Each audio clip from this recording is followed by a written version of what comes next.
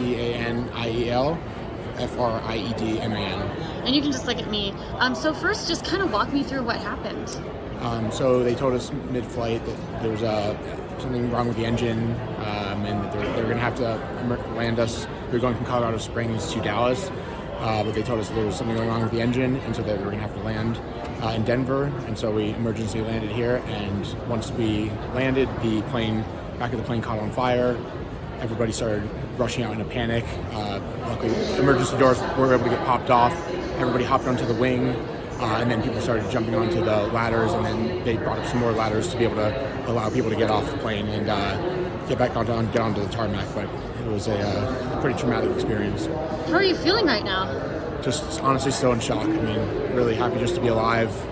Really happy that nobody else got badly hurt. Just minor injuries, but it's just one of the most shocking and scary days of my life for sure.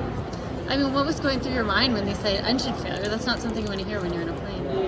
Honestly, I just started thinking about my friends and my family and my girlfriend and just who I would call and what what order, and started writing a little bit of a eulogy, which is never an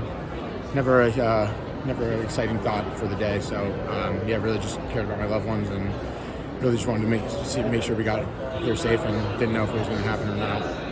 Did you climb out of a ladder out of the plane? So when the fire started, everybody started panicking and pushing and shoving to try to get off the plane, and so we popped open the doors on the emergency exit side on the left-hand side.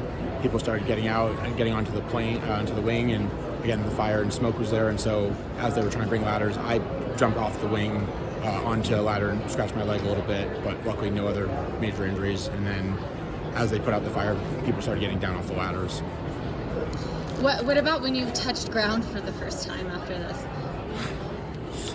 Count your blessings and just immediately wanted to call all my friends and family and tell them I love them, and hopefully this never happens to me or anybody else again, because that's not a good day, and I don't wish that upon anybody.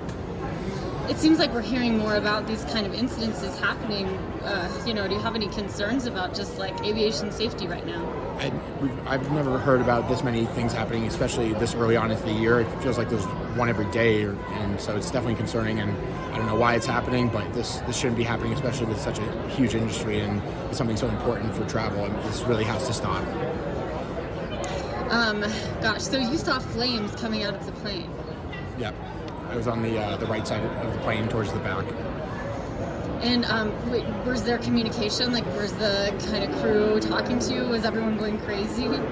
Yeah, I mean, when we landed, they said, hey, we're going to try to get everybody rebooked, and they didn't really know what was going on. And then as soon as the flames started, it was just pure madness and people pushing to try to get to the exit. And, at first people didn't pop the doors, so everybody was screaming, hey, please pop the doors, and luckily they did, and then everybody started pushing out, and were able to get out safely. But it was definitely as you can imagine, a huge panic moment for everybody with the flames right outside the window.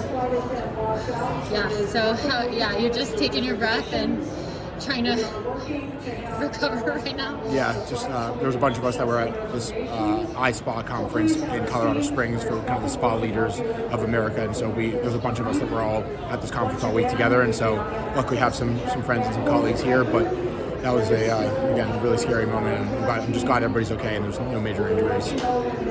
Well, thank you so